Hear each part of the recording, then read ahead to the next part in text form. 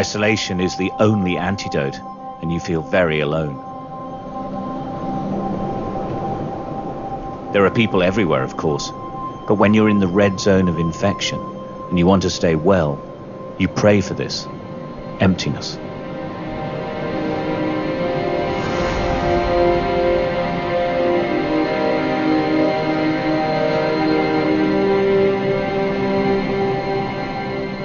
This is a journey into the center of the coronavirus epidemic.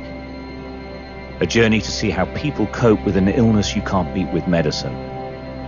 An illness that's changing the entire world. Killing people, destroying society, infrastructure, and business.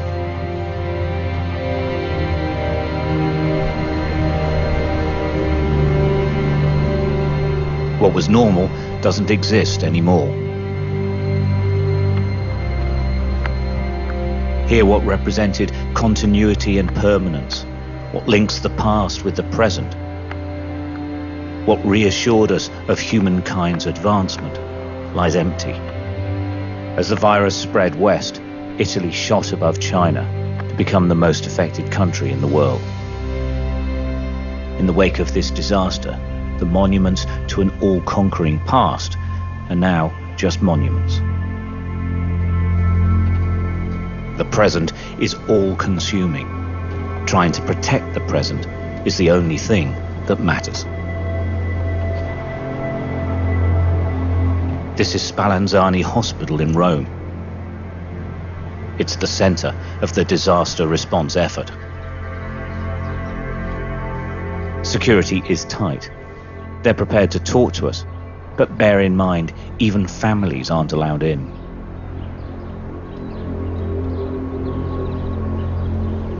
Basically, it's don't cross that red tape, isn't it? The country is dependent on the people who work here. They're planning the strategy for the whole of Italy. We stopped to meet the health bosses coordinating the effort.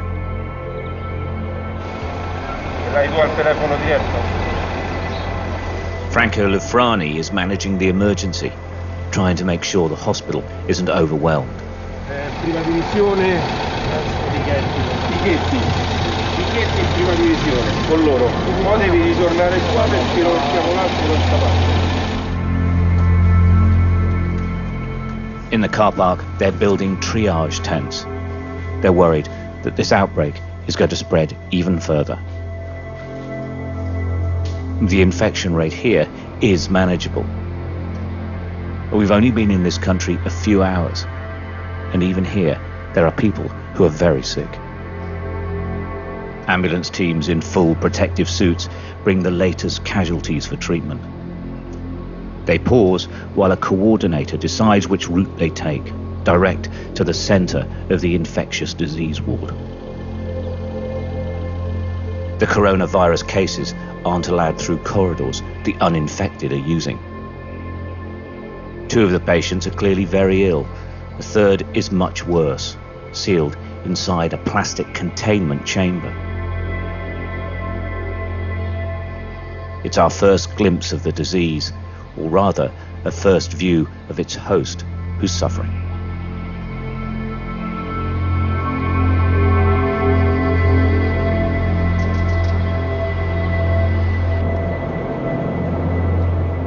The whole country is now in lockdown, but the red zone of infection is in the northern province of Lombardy. Milan is its capital. It's a 6 or 7 hour drive north through the farmland plains and mountain ranges. There is traffic, but it's mainly trucks, and they're mainly heading south. Police-controlled convoys away from the red zone. Lombardy is one of the richest areas of Italy. Its border with the outside world is the Po River. Okay, so we're now in Lombardy. So the majority, this is like a hotspot of the coronavirus. It's concentrated here.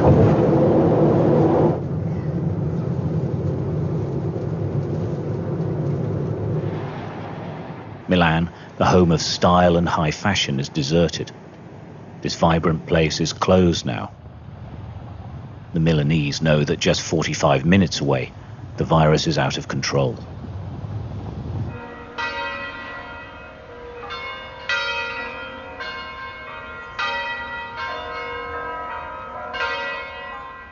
At this stage, if the epicenter of the coronavirus outbreak in the world is in this province, then the absolute center of the epidemic is here in the town of Bergamo. More people have died here than anywhere else, and they still are, every day.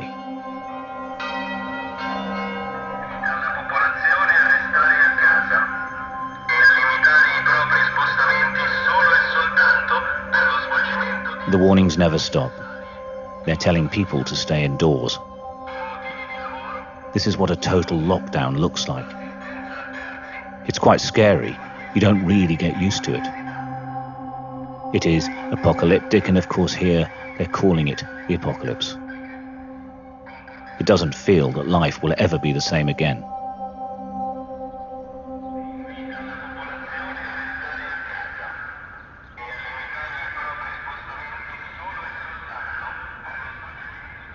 Here, they believe the only way to stop the virus is to shut everything. Only essential shops are open.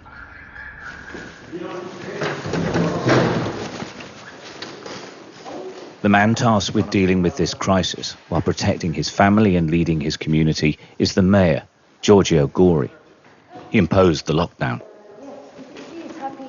He's doing this to save his town, but he's unwittingly designing policies that all of Europe are about to follow. How are you? He doesn't know it, but he's changing history.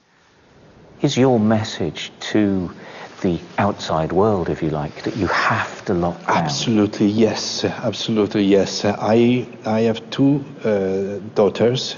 They are studying in England. One in Taunton in college, and the other in Canterbury. She's doing a master. And when I saw what the English government was thinking about this problem, I decided to bring them back, because I think that even if we are at the center of the come si dice epidemia? Epidemic. The epidemic, probably they are probably more secure, sure, here than in England, because I don't understand why the government didn't decide in time to protect the citizens. He's scared. The world isn't listening. He's trying to get us entry into the town's main hospital. It's not happened before. I tried because I think that your work could be useful. It would be good. The authorities said it couldn't happen, but the mayor's trying to get them to change their minds. He told us the world knows about the virus, but they don't know what it looks like when it hits. Against the odds, and many phone calls later, they agree. He was the first to impose a lockdown, and now he's the man who's letting the world see what this disease looks like.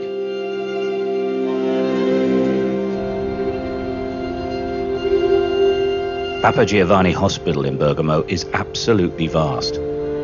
13,000 people a day pass through its doors. It has every specialist department you can imagine. It's rich, it's well organized, but it's on its knees, and so are the staff.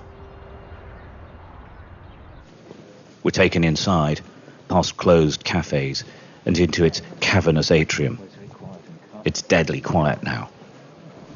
There are virtually no visitors anymore, just a few relatives waiting for news. They can't visit their family members. They just have to wait.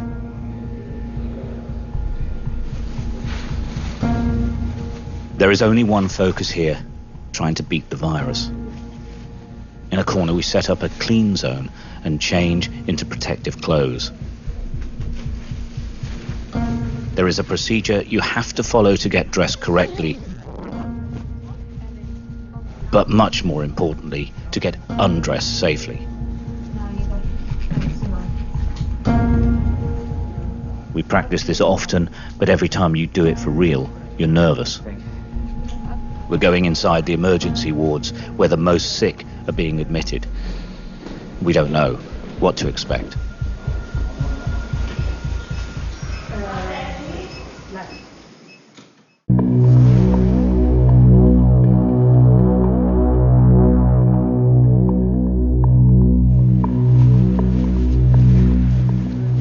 They're fighting a war here and they're losing.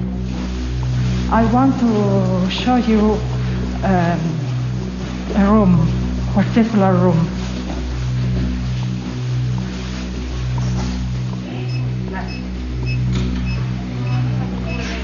I pray you don't touch anything. We're in the middle of the emergency room now. We had down there on the left the shock room for very sick people. There are now four patients intubated. And you see many patients in the hallways because we don't have any room available.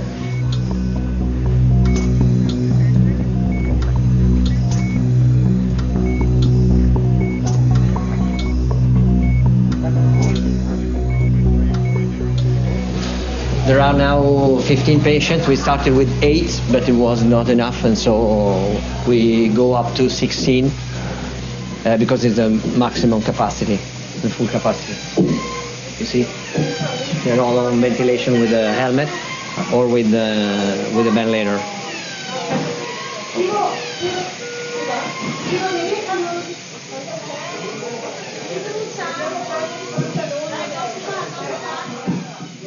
The staff are working flat out, trying to keep these people from deteriorating further.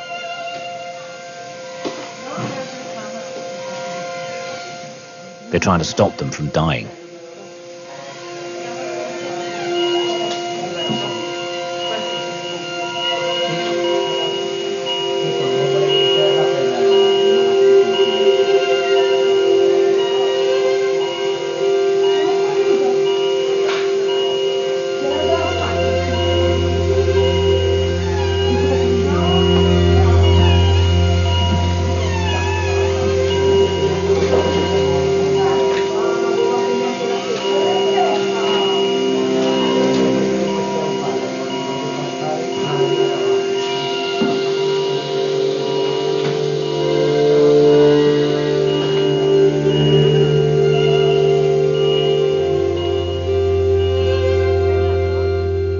Sheer numbers succumbing to the coronavirus is overwhelming every hospital in northern Italy. This isn't an intensive care unit, it's an emergency ward because the ICU is full. People have only just arrived here and they're in terrible shape. This killer pandemic is virtually out of control. The patients are literally gasping for air. The plastic bubble the staff are struggling to communicate through attempts to equalize the air pressure in the lungs. And it's not like flu. It is severe pneumonia, and it is killing hundreds each day. Head of emergency admissions is Roberto Cosentini. He's never seen anything like this before and is warning other countries, especially the United Kingdom, that they will see it as well. People who keep describing this as like flu, it's worse than that, no? No, it's totally another thing. I think it's most pneumonia than flu, because it's a very severe pneumonia, and so it's a massive strength for every health system, because we see every day 50 to 60 patients who come to our emergency department with pneumonia, and most of them are so severe they need very high FiO2 of oxygen. And so we have to reorganize our emergency room and our hospital in 3 levels of intensity. This is the main hospital in Bergamo in Lombardy province. It's one of the most advanced hospitals in Europe. But it's also the most hard hit of all the hospitals in Italy because the town is the center of the epidemic. This isn't a ward, this is a waiting room. Wherever you go, people are on gurneys, in corridors, in meeting rooms. They're everywhere. All the medical staff urge other nations to see what's happening and lock their nations down right now, or face this. Many are friends in the UK health service. Many have worked in Britain's biggest hospitals. From there, panicked doctors and nurses are ringing Italy hourly, desperate for information. What I would suggest is just shut down to stop all the outbreak and not come in this kind of situation that is very, very difficult to manage. Can I ask you personally what it's been like? I never felt so stressed in my life.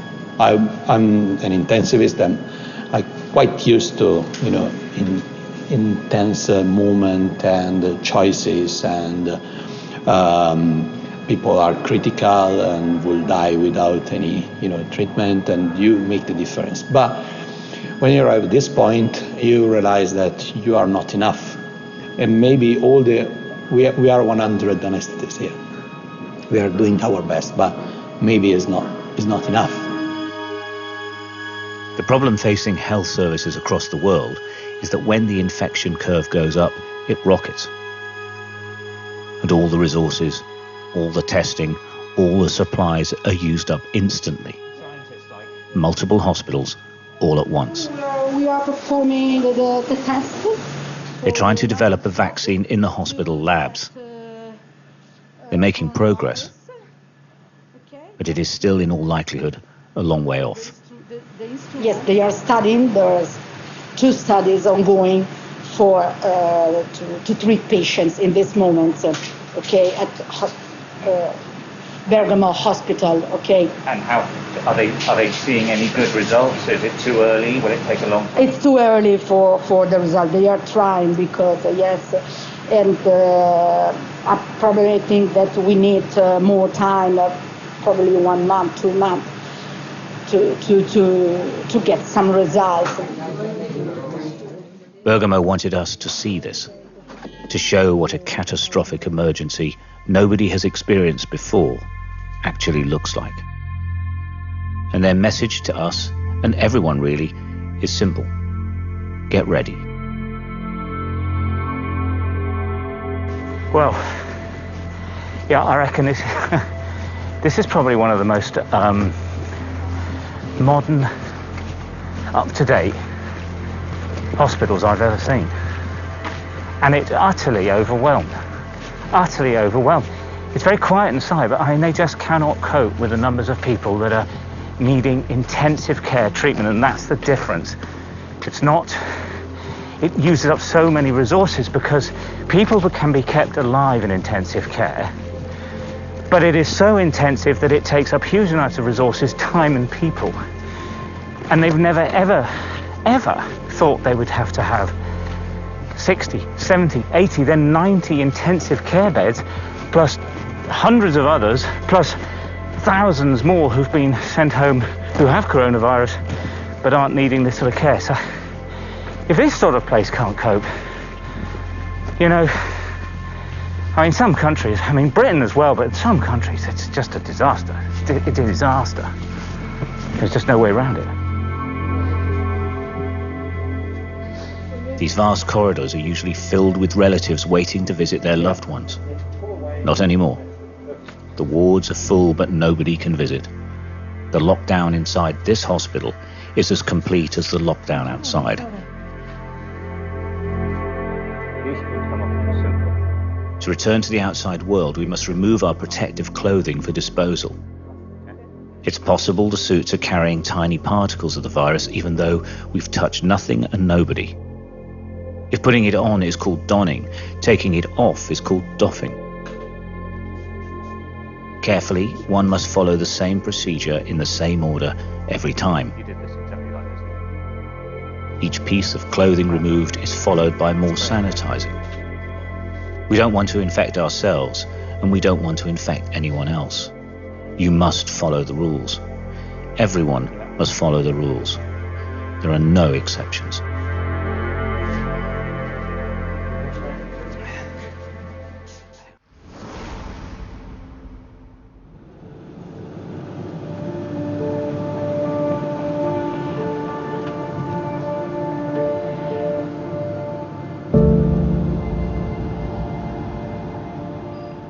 Trying to keep on top of the disaster that's hit the town of Bergamo falls to the mayor.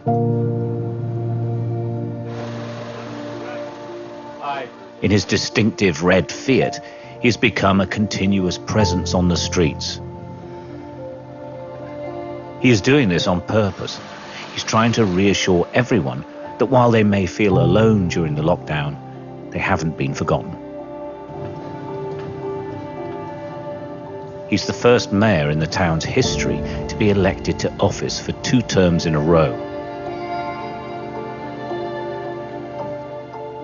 He's well respected here, and he's leading the response, working with businesses and the community alike, trying to keep everything going. So the people that work on the caches, they are really protected. They have a plastic Screen. Yeah. And these are all new things, yeah? Are you sort of learning as you're going along? Absolutely, yes. Yeah. But they said me that at the beginning, first days, people used to buy small things, few things, but in a short time, everybody understood, and now people come making a big shop, you know, for the family, in order to not come every day.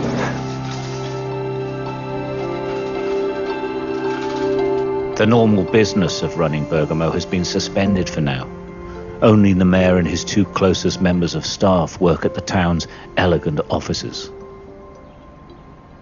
In Bergamo, the only people allowed to gather, always keeping apart, are coming to the town hall to register the deaths of family members. There is a mournful silence everywhere. Everyone is in shock, trying to compute what's just happened in a matter of weeks. It's important to understand the power of this kind of new enemy, and the fact that nobody has any defense against this virus. So it could be so dangerous because nobody has a defense. It's not a normal sick. How the community is going to get over this is difficult to predict. Everything has changed, and every day there is more bad news for everyone to see. All the reasonable-sized towns in Lombardy have newspapers of their own. As you can imagine, they're all, this is Brescia, but they all have front-page news as here is another 59 dead, 3,000 contagious. But it's the remarkable thing is when you come to the obituaries pages, it's usually be sort of one or a half of one. That's a double page. And here is another double page. And here, another double page as well. A lot of the people are in their 70s and 80s, but there are some who are slightly younger. Certainly the impression you get, it is a much older group who are very, very vulnerable indeed. But this is staggering when you think about it, how many pages they're having to put aside for photographs of people who have died as a result of this virus.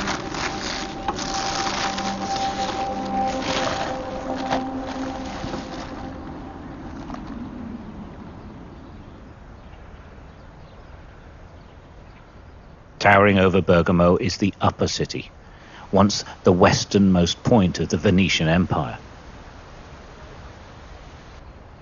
It's borne witness to cataclysmic events for centuries. It's now at the heart of another.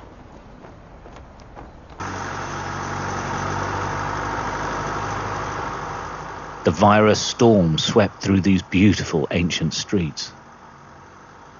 This medieval town and its modern city is utterly locked down. Only a few venture out. Everyone knows someone who has died or is ill, and everyone is scared. Purtroppo sì.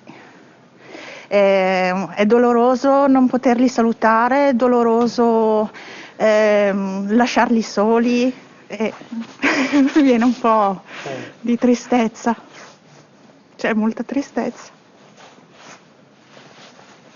Scusi.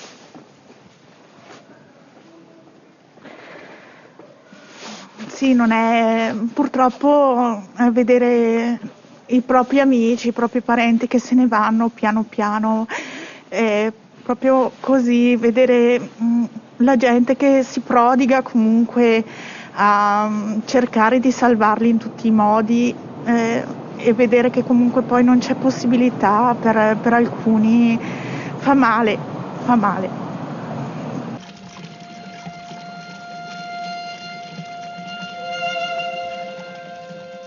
The vast majority of those dying here are in the high-risk elderly group. Serena and Michele are both 73. They came out to get some sun for the first time in days. They never leave each other, and they meet no one, and they're still scared. Che adesso perché siamo sempre nella curva crescente e quindi per ora sono continuamente in aumento i casi di contagio e anche di decesso. Preoccupati e un po' spaventati, cerchiamo di non lasciarci prendere troppo dall'ansia e insomma, di fare una vita il più possibile normale. Everyone is trying not to panic. Everyone is trying to act normal. But it's hard when nothing is normal now. This was the hardest hit when the virus first came. It's the most hit city in the most hit province in the most hit country, Italy, in Europe, and widely regarded as one of the most dangerous places in the world at the moment because the virus is so virulent here. It isn't empty, it looks it, but it isn't. It's full of people, but they are all self-isolating. They are all following the rules. Very few people come out onto the streets. And everyone we've spoken to said that this is what the UK should look like already.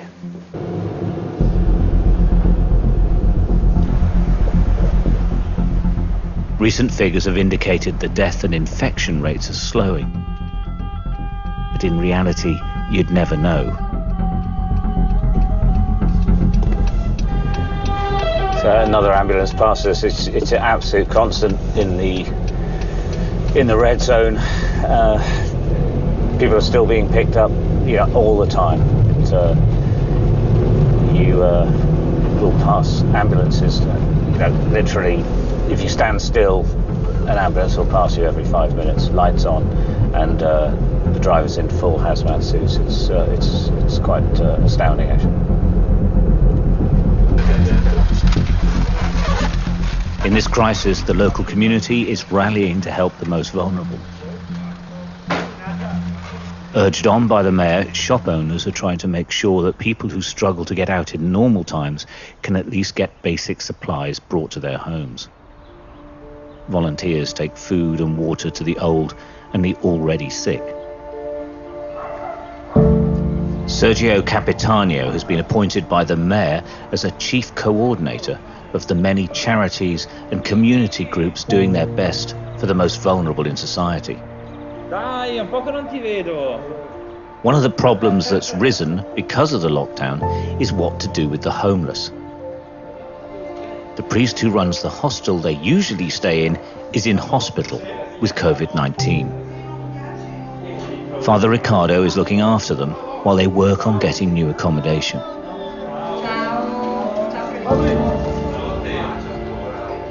What's helping Bergamo is the willingness of people to trust the mayor and the council to give them what they need.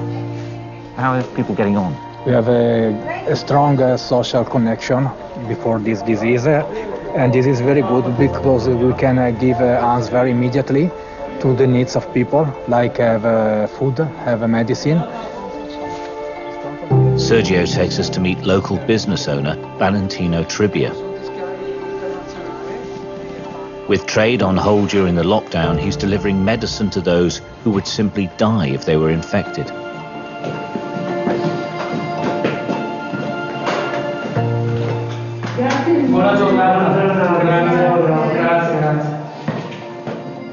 Valentino lost his uncle to the virus this week. Like so many, he wants to help, and like so many, he is broken inside. Why do you volunteer to do this? Why give up your time? Perché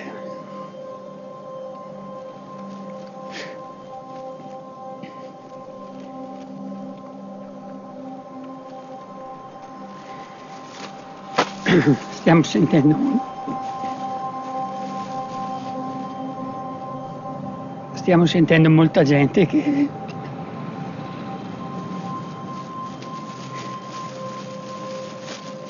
è in difficoltà, quindi quando stare a casa continui solo a pensarci e basta. Un po' di aiuto.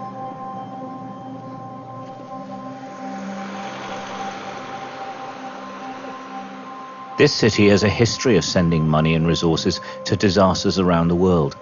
It's something they're very proud of. But disaster has come to them, and they didn't expect it.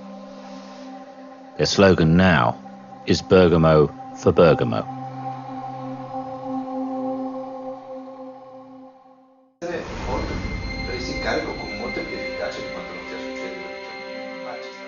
Dealing with this crisis is absolutely relentless. The mayor is working 20 hours a day and is exhausted. He admits he's obsessed with COVID-19 data, contacting the mayors of other towns and building a picture of the actual death rate here. Buongiorno, arrivederci. Grazie. He's convinced the official numbers are an underestimate because too many deaths aren't being included. There isn't any official study on this. It's only my you know, it's art craft. How do you say? I don't know. The number of dead may actually be higher. Yeah. Why is that? In this moment, only people with heart symptoms are tested in the hospital.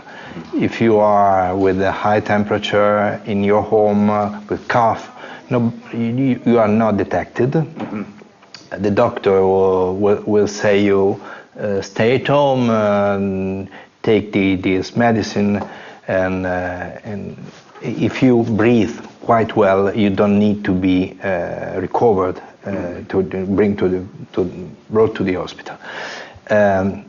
So you are not in the statistics. Okay, yeah. If you die in these conditions, you are out of the radar. You know, you are not considered as died for coronavirus.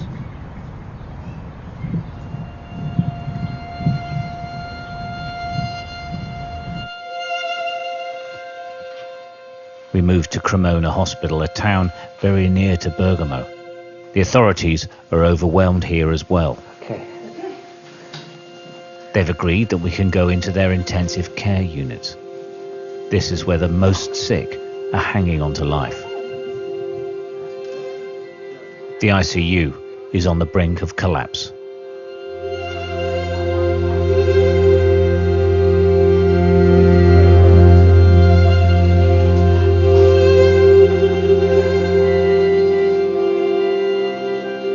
This is what it looks like when the virus overwhelms, and here in Lombardy, it's overwhelming.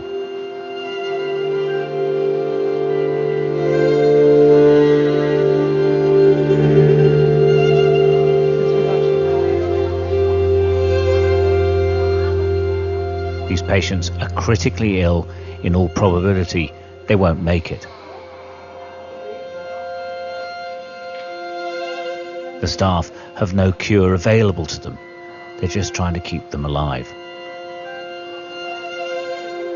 Every 13 to 16 hours, they turn the patients over to relieve the pressure on the lungs.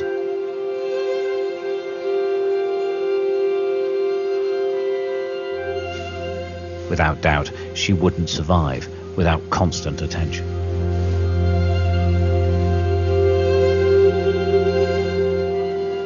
But the first, perhaps only good news for the teams here is this man. We couldn't approach him, he's still too weak, but he waved. He is recovering. After 2 weeks, he is getting better.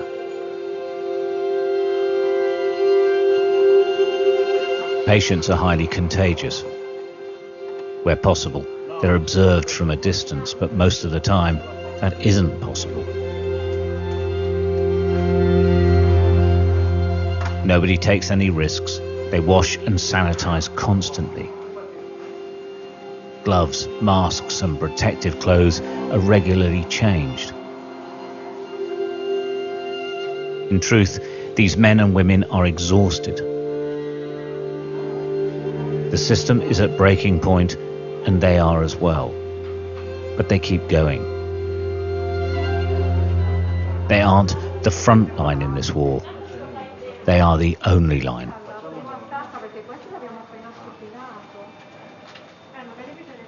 It's very dangerous. It's a disaster. It's a tsunami. And we are here 12 hours a day. Only we are go to home for a few hours and come back here for the work, because we are here for the patients. The only illnesses being treated in Cremona Hospital now are linked to the coronavirus, and it's spreading. We opened this side of the department to intensive care only yesterday, and today it's already full. Well, so in one day it's full? In one day, less than one day, yes. Emanuela Catanacci is a neurosurgeon normally. Now she's working in intensive care. Clearly, working in this environment and under such enormous pressure is taking its toll on the staff. But in a way, what is worse is not only that more often than not they can't save their patients, it's that they also know that they are alone. The families can't see them. Now everyone here dies alone.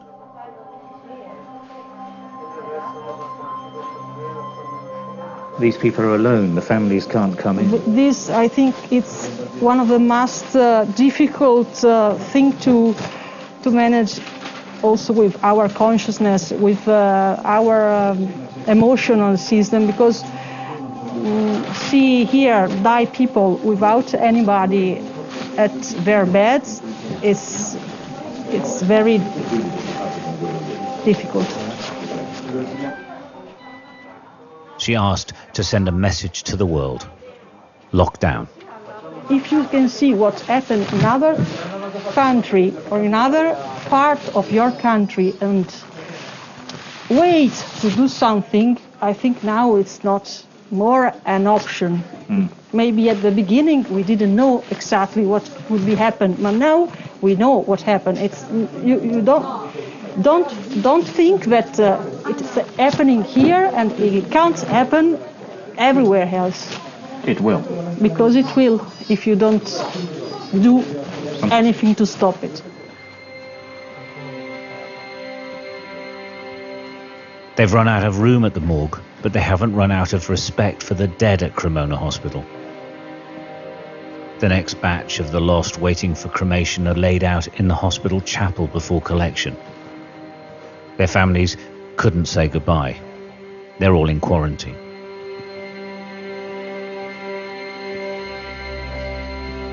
In Lombardy, they haven't run out of hope, but they're struggling with pretty much everything else. All these towns caught in the center of the epidemic are struggling now. but are all trying to pull together, trying to make it through.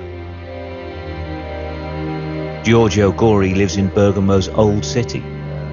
We met for a final time. It's his 60th birthday. He's having a quick break. He showed me round the historic central square. Empty now, of course.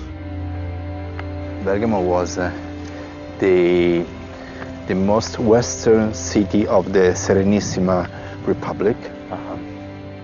He's haunted by the effects of this invisible enemy he can do so little to stop.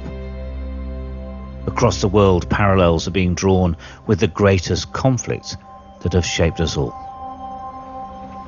Will any of us, will any nation, will Italy ever be quite the same again? Do you think No. things have changed forever? Nobody of us will be the same. I remember the tales of my father, my mother, concerning the wartime. They were kids, so, but they gave me the idea of something that you cannot cancel of your life forever. And I think this is more or less the same thing. There are no bombs and no blood in the streets, fortunately. But I think that the effect is quite similar. To a war? To a war, yeah. A silent war with a lot of dead people and the same need to restart with the same spirit. Perhaps some good can come of this. Seems about the only positive anyone can take. As we chatted, I could sense his growing anguish. And I could feel he didn't want to let his guard down. Maybe it affects people on a small level as well. Maybe communities in towns are going to be closer than they were.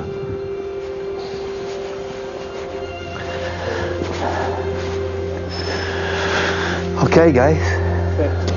Thanks very much for everything. Yeah. And in the end, he needed time to think alone.